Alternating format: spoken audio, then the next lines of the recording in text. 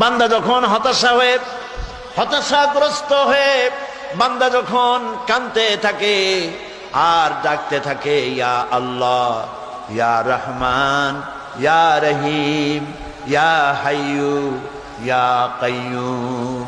একটুখানি তাহাজ্জুদে ওঠেন, গভীর রাত্রে ঘরের সবাই যখন ঘুমানো, আপনি তখন উঠুন, উজু করে একাকী রুমের ভিতরে ঢুকে তাহাজ্জুদের নামাজ আদায় করে চোখ বন্ধ করে যদি ডাকতে থাকেন মধুর সুরে, ইয়া আল্লাহু, ইয়া রহমানু, ইয়া রহিমু, ইয়া হাইয়ু, ইয়া কাইয়ুম পড়েন, ইয়া আল্লাহু, ইয়া রহমানু, ইয়া রহিমু, ইয়া হাইয়ু, ইয়া কাইয়ুম।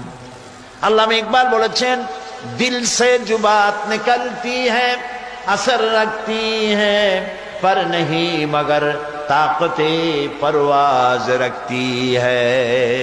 দিল থেকে যে কথা উচ্চারিত হয়, মুখের কথা আর মনের কথা ভিন্ন রকম।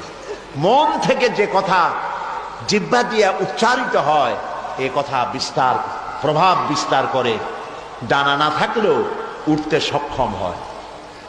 তার মানে হলো, বান্দা যখন অন্তরের অন্তঃস্থল থেকে, মনের গহীন কন্দর থেকে একটিবার ডাক দেয় আল্লাহ, কি সুন্দর নাম, সুবহানাল্লাহ, সুবহানাল্লাহ।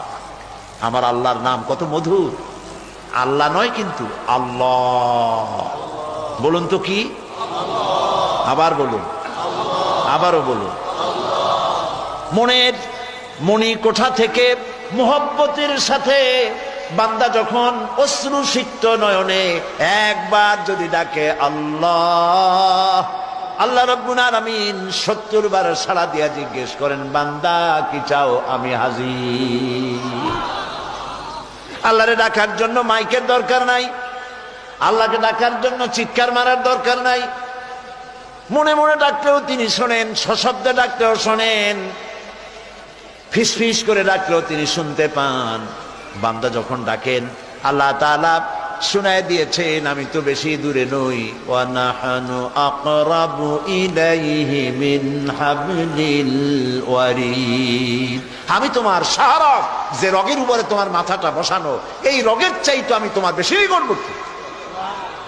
আমার আল্লাহ এত কাছে, সুবহানাল্লাহ বলো।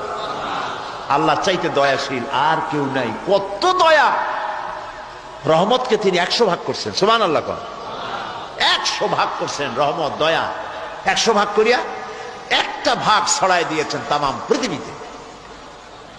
আদম আলাইহিস সালাম থেকে নিয়ে কিয়ামত পর্যন্ত এই একটা ভাগ। একটু খুব মাথা খাটায় কথাটা শোনেন, বিবেক খাটায়া, মনোযোগ সহকারে। রহমতকে 100 ভাগ করে 99 ভাগ নিজের কাছে, একটি ভাগ ছড়ায় দিয়েছেন গোটা পৃথিবীতে।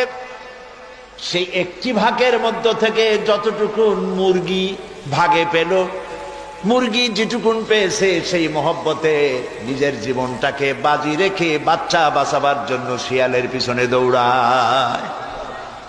চিন্তা করছেন?